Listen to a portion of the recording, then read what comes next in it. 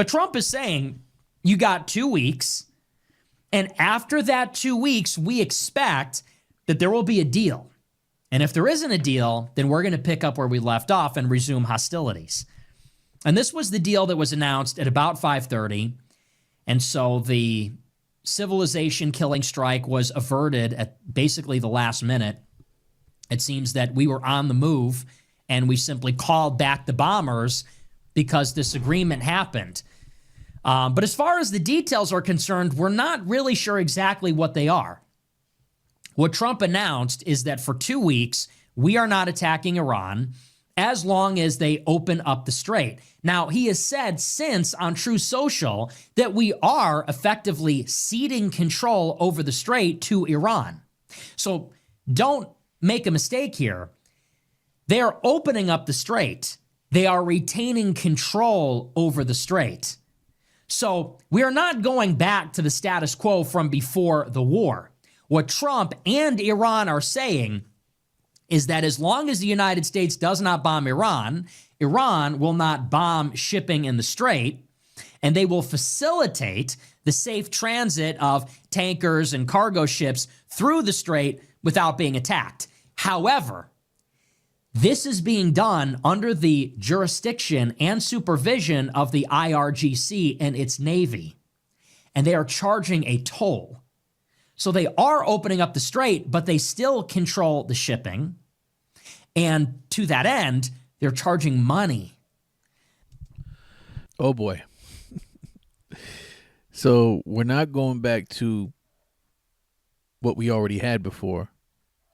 Now they're going to open it back up. And now they're going to charge money. They are determining how many ships will flow through the strait on a given day. And what it looks like right now is 10 to 20 tankers will go through the strait every day. And each of those tankers will now pay $2 million to Iran. And that money will be split between Iran and Oman because the strait is situated between those two countries. And Iran will use that money to rebuild their country. And apparently, Trump is okay with this. So this is a 2-week. Trump is so dumb. He probably thinks he's winning with that deal because there is a deal. Even though the deal sucks. But since there is a deal, it doesn't matter what the deal is. As long as he can say he struck a deal, that's all that matters. Week plan, deferring further military action to a later date so that we will apparently now meet with Iran in Pakistan to hammer out a better, more comprehensive, longer-term deal. In the meantime, we've given Iran control over the strait, so much so that they're going to make money off of it, and they're going to reinvest that money in the reconstruction and rebuilding of their country. Now, this is what was announced earlier tonight. And what's interesting about that is this is a complete and total U.S. defeat. This is an absolute, there is no ambiguity here. It's not debatable. It's not subject to interpretation. We lost decisively.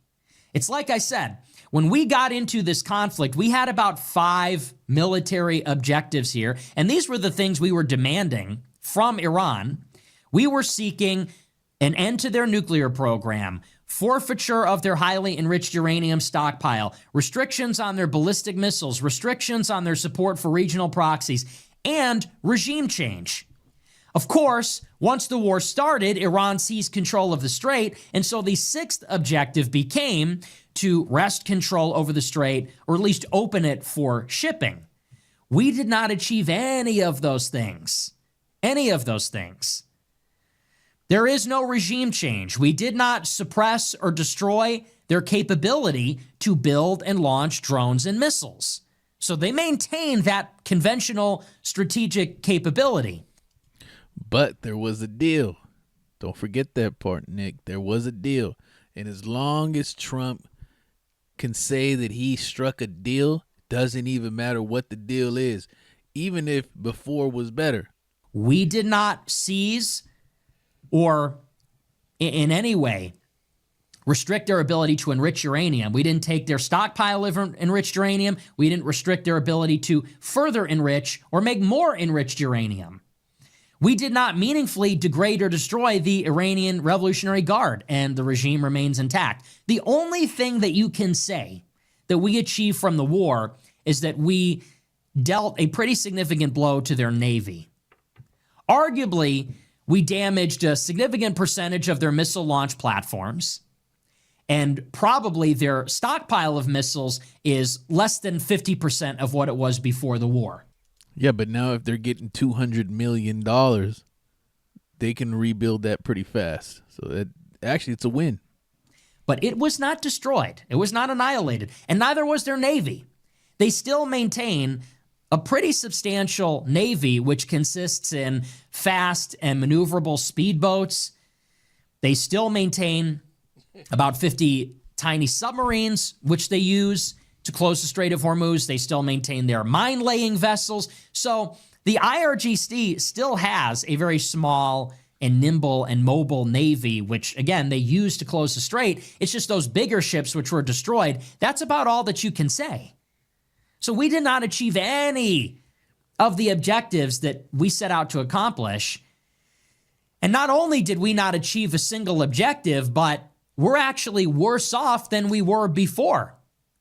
Prior to the war, you had free navigation in the Strait of Hormuz. Now, this is Iranian territory.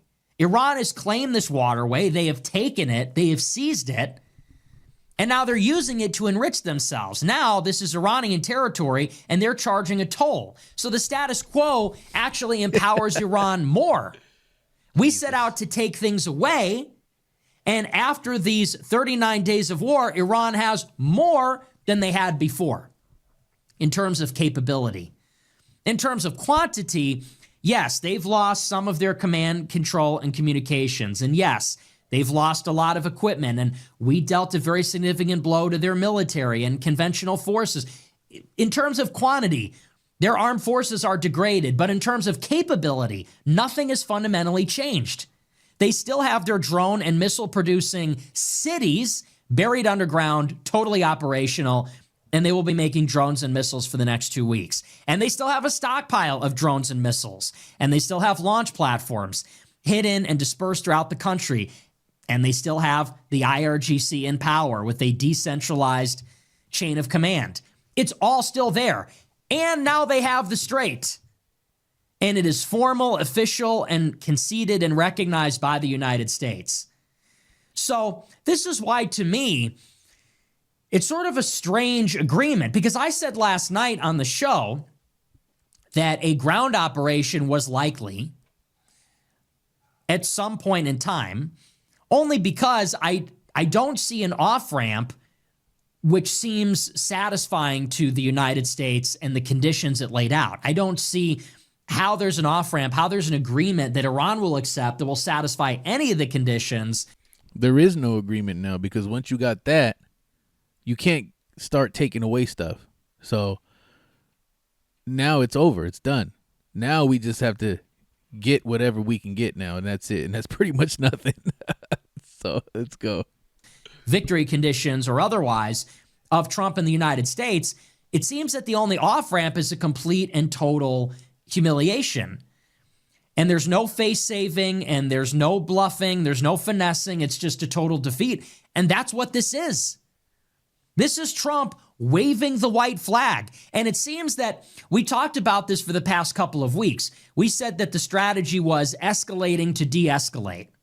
Trump is going to try a ground operation on the islands, on the mainland. He's going.